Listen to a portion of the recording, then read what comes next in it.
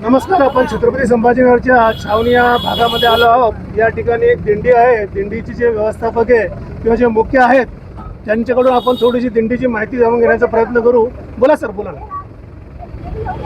बोलत राहतो, बोला. आम्ही दर 6 वर्षापासून दरवर्षी पंढरीसाठी आमच्या गणोरी गावातून श्री क्षेत्र पंढरपूरसाठी रवाना झालेलो आहे. काल आमचं प्रस्थान झालं गणोरीहून आणि काल आमचा सावंगी परिसरात मुक्काम होता.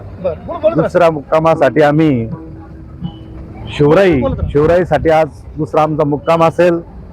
पंढरीला जाताना अतिशय आमच्या मनात आनंद होतो आणि आम्ही आमची जी दरवर्षीची परंपरा आहे ती चालू ठेवण्याची प्रयत्न करतो.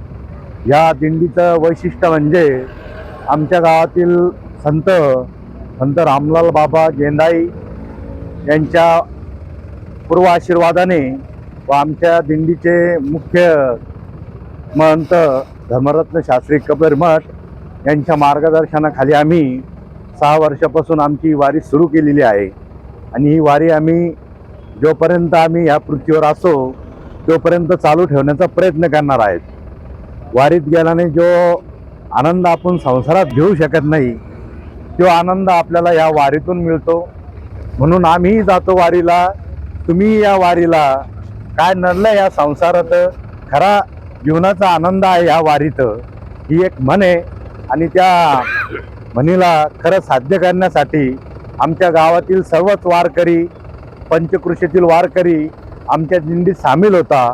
आणि आमचे ज्या ज्या ठिकाणी मुक्काम असतो, ज्या ज्या ठिकाणी विसावा असतो, आम्हाला सर्व परिसरातील भाविक भक्तांकडून अतिशय चांगला प्रतिसाद भेटतो. आम्हाला अतिशय चांगलं योगदान भेटतं. ते आम्हाला मान सन्मान देतात आणि आम्ही त्यांना या दिंडीत त्यांच्याकडून काहीतरी मिळावं यासाठी आम्ही त्यांना प्रोत्साहन देत असतो.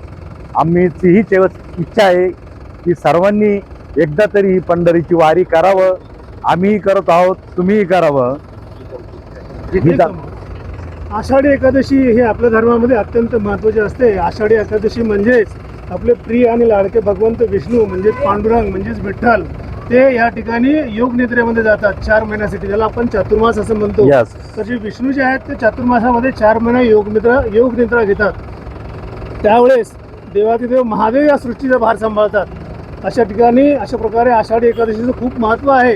टाळ आहे, मृदुंग आहे, भजन आहे, कीर्तन आहे आणि भक्तीचा महासागर आहे. पाऊस जरी किती पडला तरी भक्तीचा जो महासागर आहे तो ओसंडून वाहतो आहे. सर्व भक्तांमध्ये आज आनंद, उत्साह आणि जोर दिसत आहे. तर तुम्हाला या दिंडीसाठी माझ्याकडून हार्दिक शुभेच्छा. धन्यवाद. धन्यवाद. रामकृष्ण हरी.